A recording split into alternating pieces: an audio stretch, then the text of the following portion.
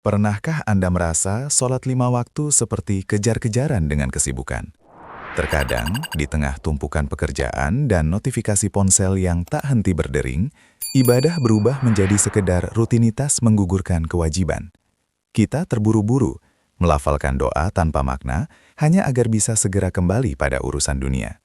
Namun, tahukah Anda, mungkin kita telah melewatkan satu rahasia besar tentang ibadah ini. Berdasarkan tuntunan agama Islam, sholat sebenarnya tidak didesain untuk menjadi beban yang memberatkan, melainkan sebagai tempat pelarian terindah dari lelahnya dunia. Bayangkan tubuh dan pikiran Anda sebagai sebuah mesin yang terus menyala sejak pagi.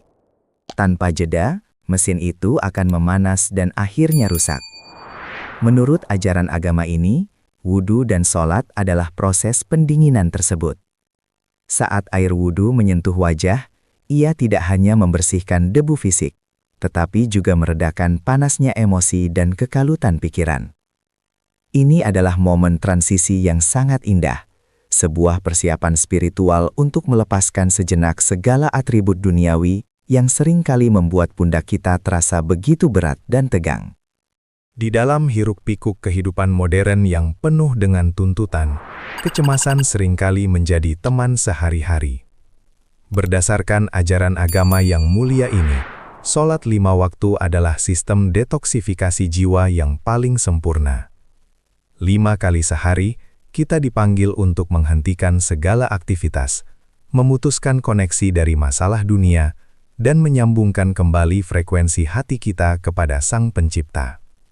Ini adalah bentuk meditasi tertinggi, di mana kita mengakui kelemahan kita dan menyerahkan segala beban kepada Zat yang Maha menggenggam segala urusan di alam semesta.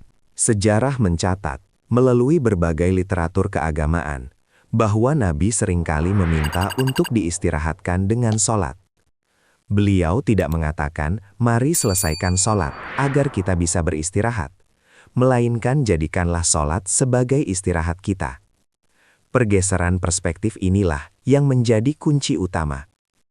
Ketika kita memandang ibadah sebagai ruang penyembuhan, sebagai sebuah oase di tengah padang pasir kehidupan yang gersang, maka setiap takbir dan rukuk yang kita lakukan akan terasa seperti embusan napas lega setelah seharian menahan beban yang teramat berat.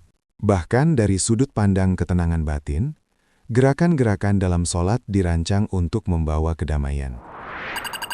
Perhatikanlah momen ketika kita bersujud. Menurut para ahli spiritual Islam, sujud adalah posisi di mana otak kita yang penuh dengan kesombongan dan pikiran rumit diletakkan sejajar dengan tanah. Secara filosofis, ini adalah pengakuan atas kehambaan kita, melepaskan segala ego. Secara fisik dan mental, posisi ini melancarkan aliran darah dan melepaskan hormon stres, memberikan ketenangan luar biasa yang jarang kita dapatkan di tempat lain. Dalam keheningan doa setelah sholat, terdapat ruang aman yang mutlak. Disinilah kita bisa berbicara tanpa takut dihakimi, menangis tanpa perlu merasa lemah, dan memohon tanpa batas.